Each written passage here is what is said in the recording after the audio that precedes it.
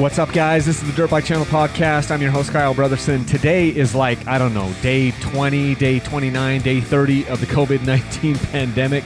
And it seems like the train has come off the track here in so many ways around the world, but I am still trying to do my thing here. I'm still locked up in the basement. It is 5:03 p.m. right now as I'm recording this in my basement office at my house on April 7th. Some of you guys are going to actually hear this podcast today on April 7th, and that will give you some sort of an idea of how long it takes me to edit these things and get them out to you. I have been stuck in my office doing so many YouTube-related things and editing video and then just getting my website ready for my Dirt Bike Channel sweepstakes that is coming up here in the next little bit. I've been creating ads to run on Facebook. I've been creating assets and different things and videos to upload and making little videos and little pictures and everything, because in just about a week from right now, on April 15th, I'm going to be starting that Dirt Bike Channel sweepstakes where I'm giving away 3 different dirt bikes. Yes, I will be giving away a 2020 Beta 300RR Race Edition. I'll also be giving away a 2020 Yamaha YZ250 FX, and then my old trusty 2019 KTM 300XCW TPI. All 3 of those bikes are going to be up for grabs. The sweepstakes starts April 15th. I really wish I could have started it on April 1st before all you guys spent all your money and it was all gone because so many of you might be furloughed. I hope that doesn't happen. I hope everyone is happy and healthy and safe, and hope that, we can get through this as quick as we can. I know it's a real thing. We've got people close to us that have relatively close to us that have been, become ill and fighting for their lives. So it's a real deal. We've been staying home. We haven't gone anywhere. I went to the store once in 3 weeks. So it's kind of one of those deals. We're trying to do our part and stay home so we can slow the spread of that pandemic. But today, rather than talk about pandemics, I want to talk about 250 versus 300 cc two-strokes.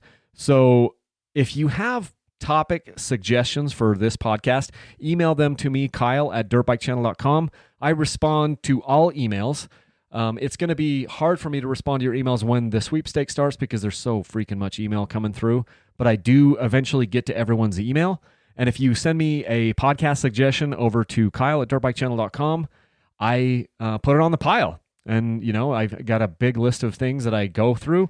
I can throw it on the pile. I get enough email about this specific subject, 250 versus 300, that I thought it would be worthwhile for us to just talk about it here for a few minutes on the podcast. The funny thing about this is most of the people out there, most people don't even, they don't think about this. They just go get the 300. And the reason why they do is just because it's the biggest one. If you're talking like two-strokes now, modern day two-strokes, whether you're KTM, Beta, Husqvarna, Gas, Sherco, you should be making a 300 two-stroke because it's an extremely popular bike. It's extremely versatile. And hello, Yamaha, you've got the 250. You should, and people make big bore kits for your YZ250 or your YZ250X. You guys should just bring that out as another model. It would be so easy for them. I do not, for the life of me, understand why they don't update the YZ250X or the YZ250 and put it into a YZ250F's new frame. And you can tell me like, it wouldn't fit because, their new motor on their 4-stroke is tilted backwards and so it won't fit in there. I'm like, well, then let's change the position of the motor mounts. It can't be that hard. Anyway, I digress. I don't know why Yamaha doesn't make a 300 two-stroke because they would sell like crazy. They already sell their YZ250X and their YZ250 still, even though they haven't updated it for 15, 16, 17 years. I don't know why they don't just punch out the cylinder on these other bikes and make a 300. But tons of guys out there just buy the biggest thing that there is. And so there's a lot of guys that'll just buy a KTM 300 or a Beta 300 because they think it's better. They think that bigger is better. And bigger is not always better. It depends what you want to do, and it depends what your goals are. It depends what type of riding you want to do. It depends on what your personality is. And the other thing that and the only reason I know this is just from trying different bikes over and over and over. There are very, very subtle differences between a 252 stroke and a 302 stroke. for all intents and purposes, they make essentially the same amount of power. So if you were to put these on dynos, and I've looked at dyno charts of people doing this, the bikes make within maybe a horsepower or two of one another. And if you think that you can tell the difference between 1 horsepower and 1 less horsepower, good for you when you're riding the bike. I cannot.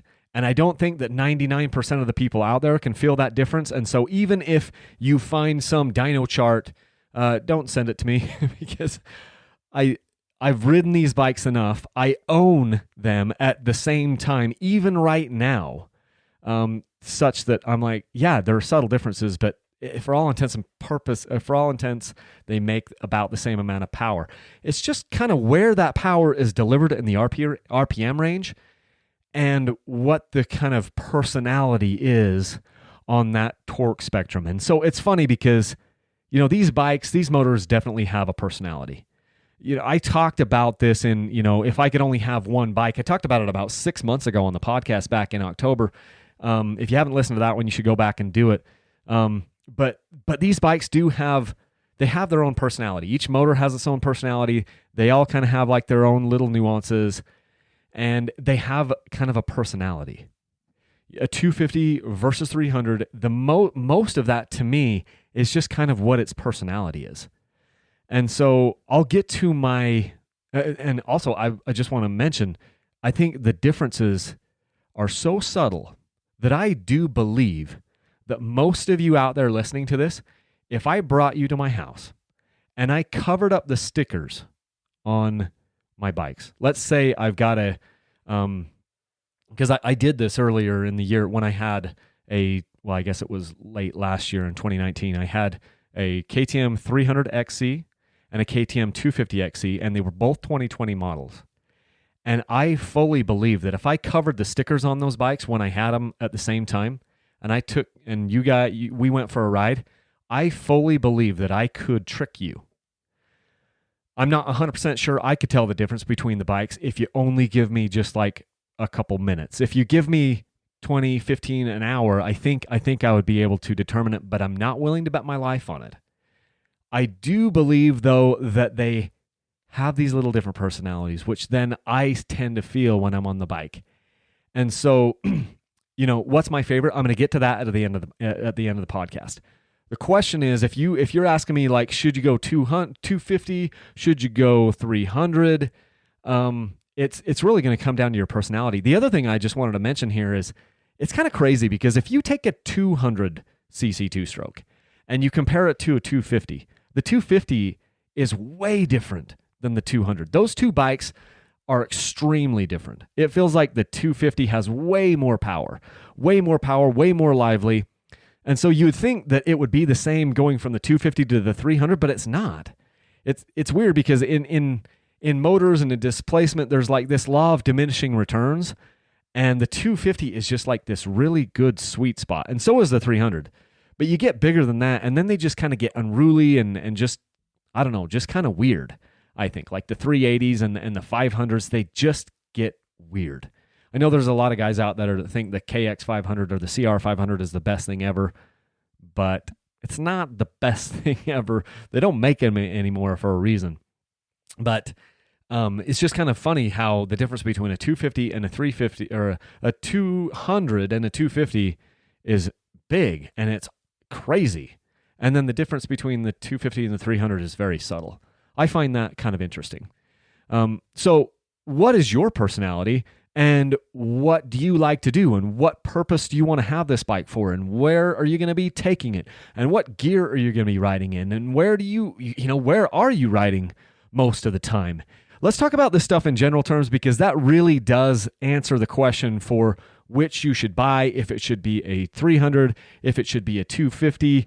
And I also want you to, if you're out there searching for a used bike or even a new bike, you're searching maybe for leftover bikes. I know a lot of times guys will buy a new bike, but they'll buy like a leftover model. Here we are in the spring of 2020. And if you could find like a leftover 2019 KTM 250XC or KTM 300XC, I would say just look for both of them, because it might be a lot easier to actually find the 2019 250XC right now and save some money on that one. And so many times we get just laser tunnel vision focus in, like, I know I have to have a 300. I know I have to have a 300. When so many of you guys out there would actually be happier with a 250. So we'll talk about that a little bit here. You know, your personality makes a big difference on here. Where you ride and how fast you ride, those things make a big difference because it plays into the personality of these motors. So, I mean, if you're a younger person, generally speaking, and you're more of, you know, the 250 almost makes a lot more sense for the younger guy. The 300 makes, in some general senses, a little bit more sense for an older gentleman or just somebody who wants to be lower down in the RPMs. So let's talk about that here a little bit. Let's start with the 250. Let's talk about the 250's kind of domain, where it excels. And I also just want to say it can do anything. The 250 can do anything a 300 can do, and vice versa. The 300 can do anything the 250 can do. It's just they'll do things, you know, they're a little bit more geared one way or the other. So in the 250, if I'm just speaking in general terms, because I get this email a lot. So I would just say, look, where are you riding? Is it more wooded? Is it more wide open? You know, is it more slower, like nasty, rocky stuff, or is it fast and flowing? You know, and if we're talking about the general terms here, if you're going to get a 250, it plays nicely and it really suits itself. It suits its domain if the terrain is more wide open and it's a little bit faster. Because the 250, what it wants you to do, what it rewards you for doing, is holding gears a little bit longer. You know, the power of the 250 comes just a little bit higher in the RPM range. That power band comes a little bit higher in the RPM range. By the way, side note, when I was a kid, and clear up until, I don't know, I was probably, I shouldn't say, but I would say 17, 18, 19, I thought power band was like a thing. Remember when you're a kid, and maybe I'm the only one, but I don't think I am. You're a kid and you're like, oh, hey, does your dirt bike have power band? Or it was like, does it have a thing?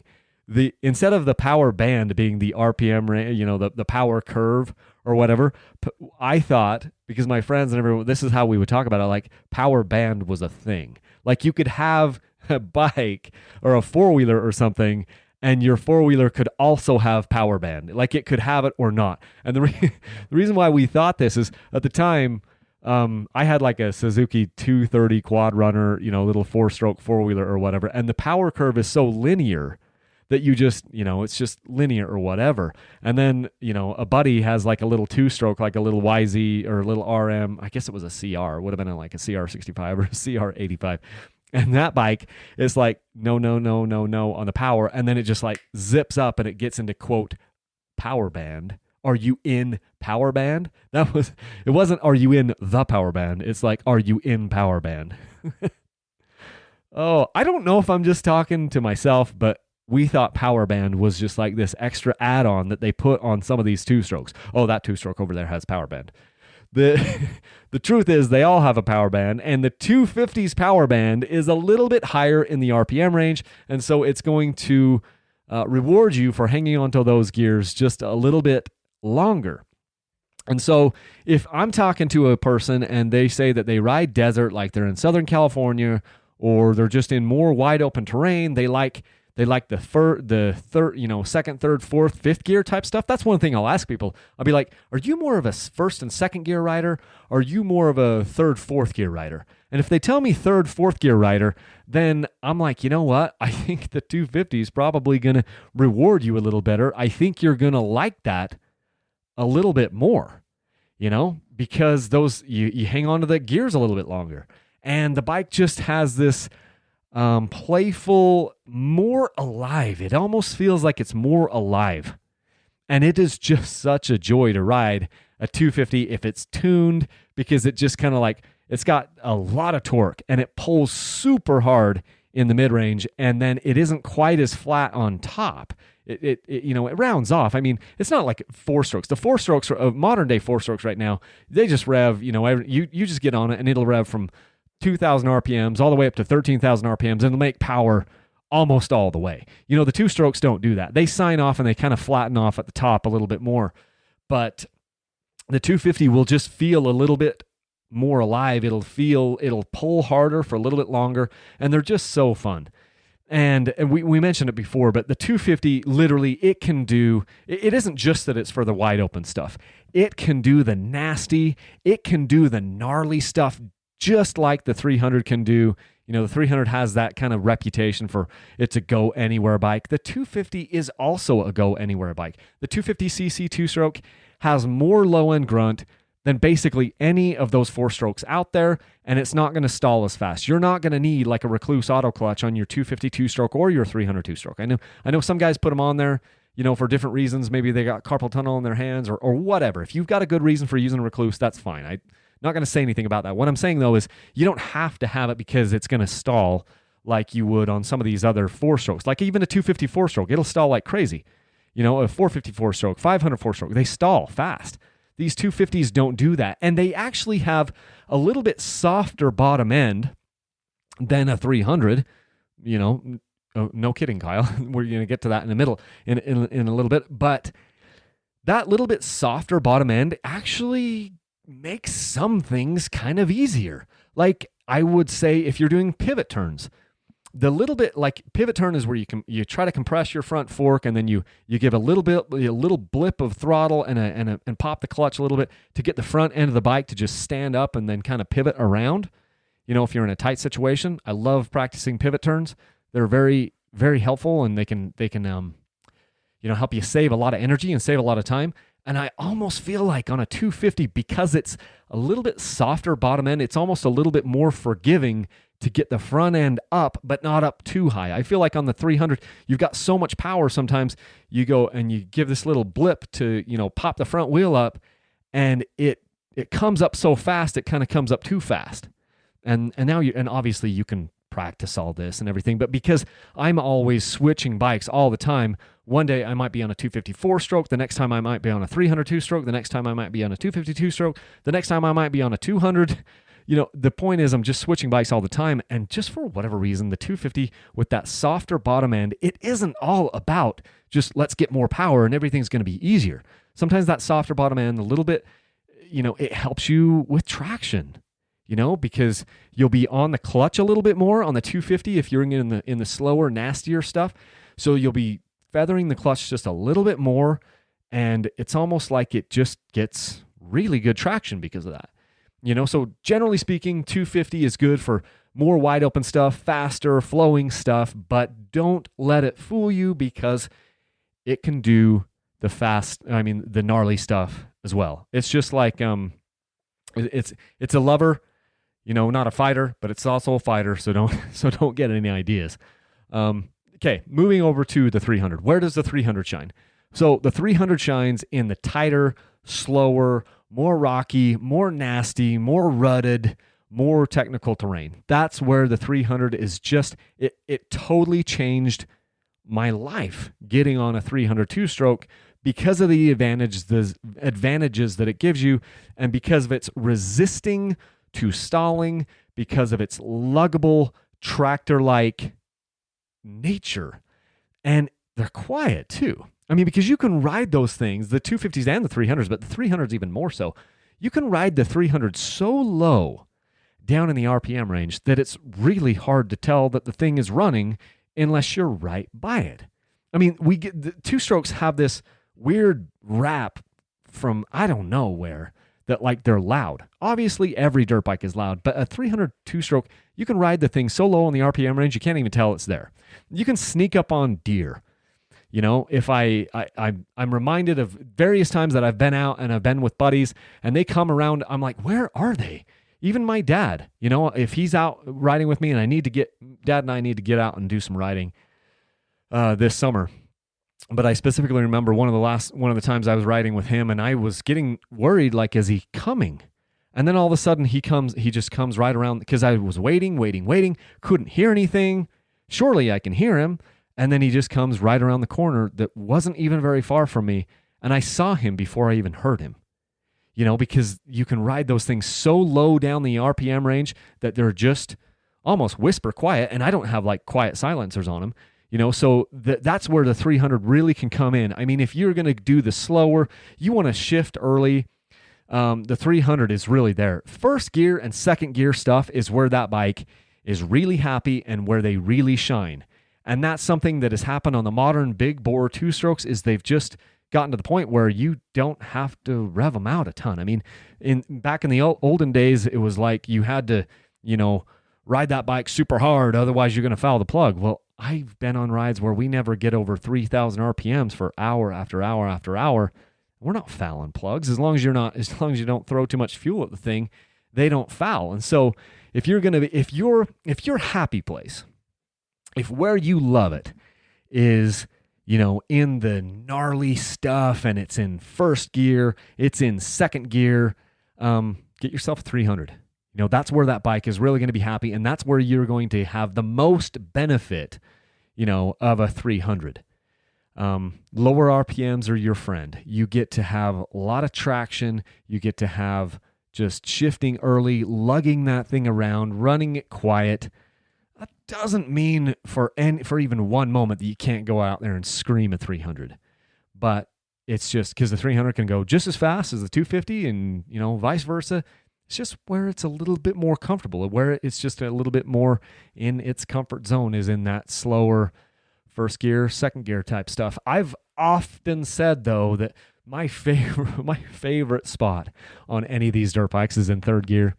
You get out on a nice single track trail, even if it is a little bit nastier or if it is, super flowy, by the time you get into third gear, oh my gosh. Have you guys watched the movie Ford versus Ferrari? We watched this a couple weeks ago, and there's a line in there where I think it's Carroll Shelby, and he's talking about, and he goes, there's a point at 7,000 RPMs, and I'm gonna butcher it right now because I don't have the quote in front of me, but it's so cool because he's like, there's a point at about 7,000 RPMs where you cease to be man and machine, and you just meld together, and suddenly you are one being, one unit moving through space and time. It's a cool movie, and it's a cool line. You should go watch that movie. But that's kind of how I feel about, especially if I'm on a 250 and I get into third gear. I get into third gear, and then all of a sudden, everything else melts away. And there's no taxes. There's no COVID-19. There's no relationship troubles. There's no addiction. There's no stress. There's just me and third gear. And I love it. And that generally happens to me, that feeling, that euphoria that I'm talking about, generally happens on a 250 for me. It has happened many, many times on a 300. But I've just noticed over the last few years, I get that exact feeling to me more if I'm on a 252 stroke. Now, you may be totally different. I ride with people who are different, and they would achieve that kind of Zen state or whatever on their 300. But just know that there is enough of a difference where I do have more of a favorite. My 250XC is awesome for the fast open desert, and there's no place that I've ever been to where I'm like, well, this is too nasty for this 250XC. I'm not going to go there. But right now, I'm kind of blessed where I've got, I had a really good job before I started doing Dirt Bike Channel full time, and so I was able to put some money away in the bank and start Dirt Bike Channel with some money here in the bank, and then all I've really been trying to do is not lose it. I'm not getting rich by doing Dirt Bike Channel. I'm just working my guts out for anywhere from 8 to 16 hours per day, trying not to lose all my money and try to figure out how to, continue to make money with different revenue streams with Dirt Bike Channel so that it doesn't just drain my stinking bank accounts, which it kind of does, but I'm just trying to maintain. And because of that, how I got into this and was able to had a really good job and was able to save up some money, I'm in a position where I can have more than one dirt bike at a time. And because of that, what I've been doing is I've been keeping a 250 and a 300 around at the same time. both times. I've got a 250 and a 300. And that is literally the sweet spot for me, because if it's going to be like just awesome ride or whatever, and I know we're going to have a blast and we're going to have a whole mix of terrain. Could be some nasty stuff, could be some fast stuff, whatever. Just, your general ride, I want to take a 250.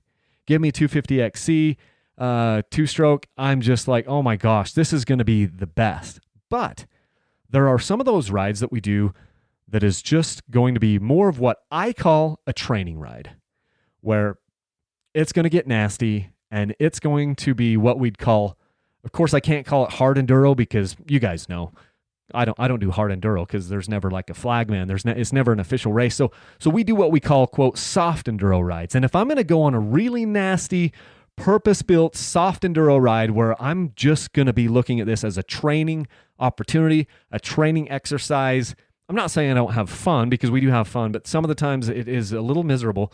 I'm going to take my 300.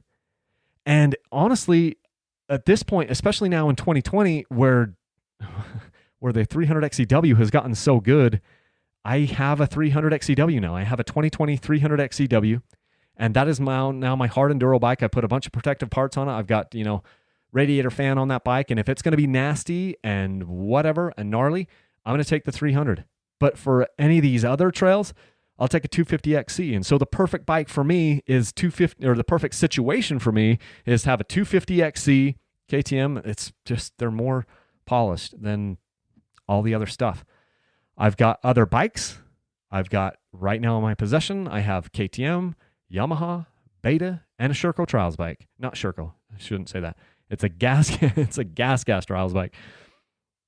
There's just a little bit more polish on the KTMs. There just is. I don't care. I don't care who makes them. I just want to ride the one that I think gives me the best advantages, has the most polish. Right now it's the KTMs overall. That doesn't mean that these other bikes don't have some really good features and aren't good at certain things, because they are. But right now, if I can have two bikes, it's going to be a 250 XC KTM and a 300 XCW KTM. And my favorite, it's kind of funny because, and I've already alluded to this, but if you would have asked me this back in 2012, 2014, 2015, 2016, and the first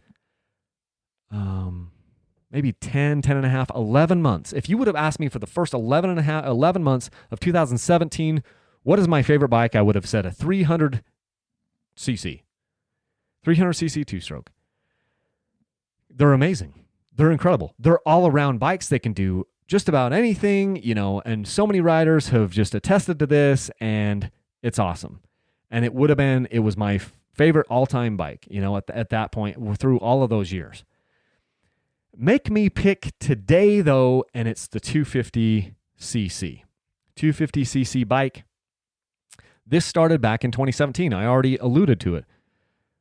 I guess really it started in the 2017 model year. It started really in the fall of 2016 when they came out with the KTM 2017 bikes.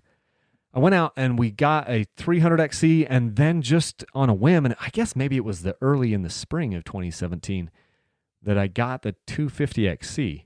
And we started to do some back-to-back trail rides with it and different tests here and different tests there. And over the course of that year, I just slowly evolved to the point where I'm like, you know what? This 250 is just kind of picking at me. And it's just kind of picking. You can kind of envision someone just like picking at a desk or whatever. You're in school and you've got like a little mark in the desk and you just start picking the desk while you're listening to the instructor. And pretty soon you're making that little pick area, you're kind of digging it out.